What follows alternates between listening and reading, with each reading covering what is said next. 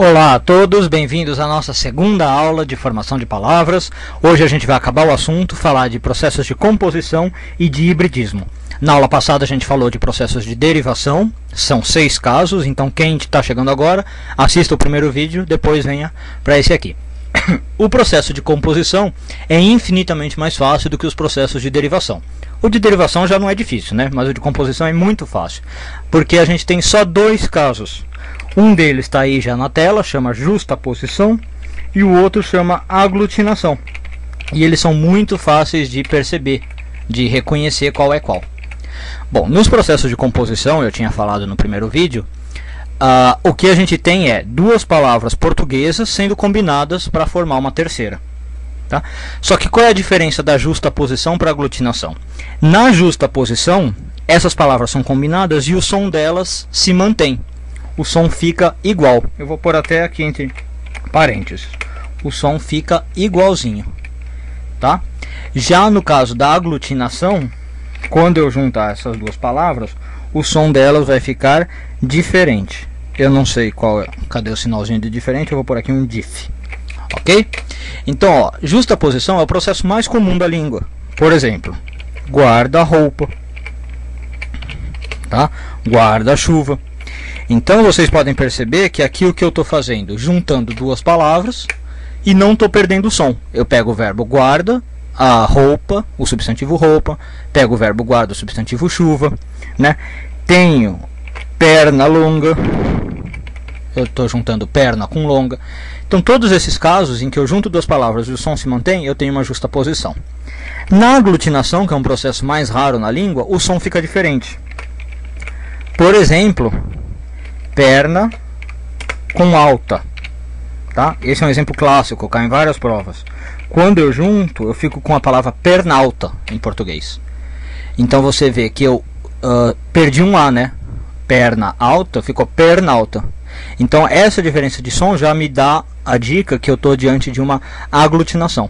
Então pernalta é uma palavra aglutinada de perna e alta, ok? É um processo de composição de palavras. E é isso, o processo de composição é só isso. Agora, o último processo que a gente tem que ver para saber tudo de formação de palavras é o processo do hibridismo. O hibridismo é muito parecido com a composição, só que tem um detalhezinho que o diferencia.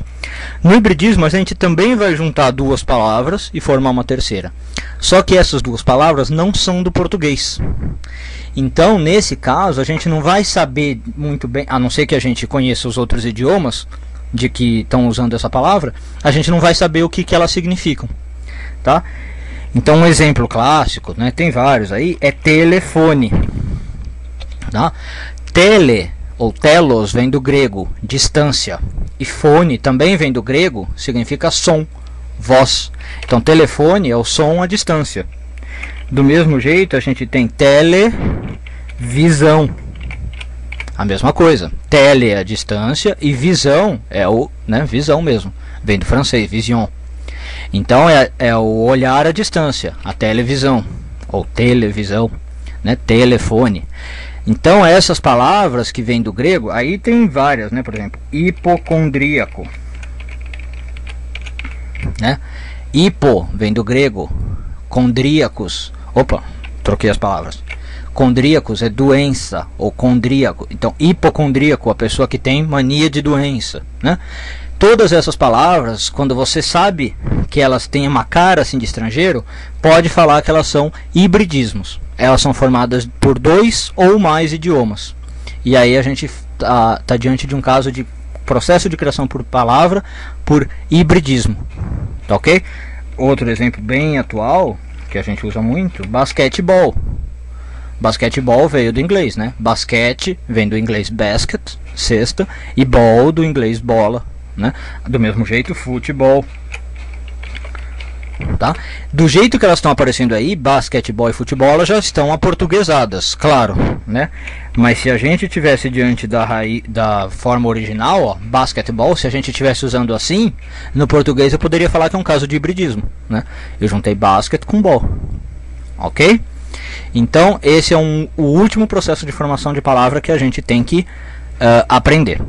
Agora, para finalizar, tem dois pontos que a gente tem que ficar alerta quando vai trabalhar com formação de palavras. Dois perigos. O primeiro são as palavras formadas com várias etapas. Então, uma palavra do tipo desprendimento é desse caso.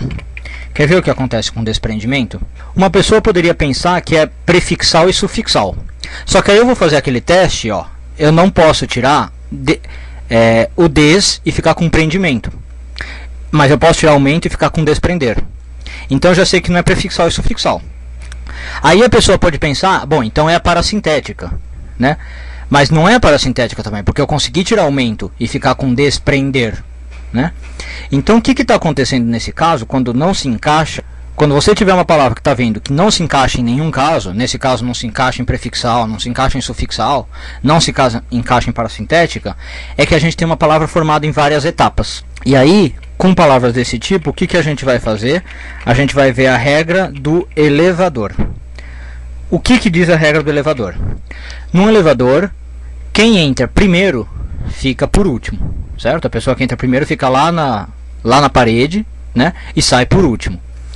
Agora, quem entrar por último no elevador sai primeiro, porque já fica bem na porta. No processo de formação de palavras é a mesma coisa, tá? Funciona a regra do elevador. Quem entrar primeiro vai sair por último, e quem entrar por último sai primeiro. Então, em desprendimento, o que eu consigo tirar primeiro é o mento, como eu falei, e fico com desprender, certo? E de desprender, eu consigo tirar o des e fazer prender. Então vamos lá, se de desprendimento eu conseguir fazer desprender e de desprender prender, aí eu aplico a regra do elevador para saber como essa palavra foi formada. A primeira coisa que saiu foi o mento, certo? Se a primeira coisa que saiu foi o mento, pela regra do elevador, ela foi a última que entrou. Então o sufixo mento foi a última coisa a aparecer. E o des saiu por último. Então se o des saiu por último, é porque pela regra do elevador ele ficou lá na parede. Quem sai por último é porque entrou primeiro. Então o processo de formação de desprendimento é o seguinte: prender, eu acrescento um prefixo e formo desprender. E de desprender eu acrescento um sufixo e formo desprendimento. Então eu não tenho um caso aqui de prefixal e sufixal, hein? Presta atenção. E nem de parasintética. Eu tenho um caso de palavra formada em várias etapas. Prender forma desprender e depois desprendimento. Isso eu deduzo pela regra do elevador. Tá claro? E o segundo problema que pode aparecer, na verdade não é um problema, é só você ficar atento, é quando a palavra vem flexionada. Então, por exemplo, aparece aí, proporíamos, como apareceu numa prova. Aí a pessoa se empolga e fala, amos é um sufixo, né? E pro é o prefixo do por. Cuidado, não é. Proporíamos está flexionado, né? Eu proporia, você proporia, tu proporias, ele proporia, nós proporíamos. Então esse íamos ou amos não é sufixo, é flexão da palavra. Qual é a solução nesse caso? Você põe a palavra no infinitivo. Propor é a palavra, não é proporíamos, tá? E aí de propor você analisa como é que ela é formada. Propor é formada, já dá para saber, por prefixação de por, né? É o verbo por, que eu adicionei o prefixo pro. Aí ficou propor. Ok? Então, cuidado com as flexões de palavras, porque ela pode te enganar. Você pode achar que é um sufixo, por exemplo, mas não é. Quando você tem flexão de palavras, põe a palavra no infinitivo primeiro, né? E aí depois você analisa o que formou aquela palavra. Nesse caso é uma prefixação.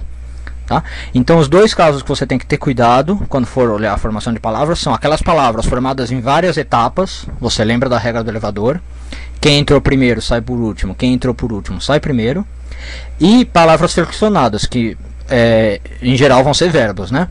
Quando os verbos aparecerem, você põe o verbo no infinitivo e aí você analisa. Não analise a forma proporíamos, senão você vai errar. Vai falar que é prefixo e sufixo, vai falar que é parasintética e não é.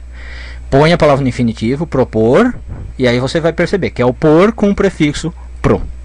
Tá ok? Então por hoje é isso, a aula de formação de palavras.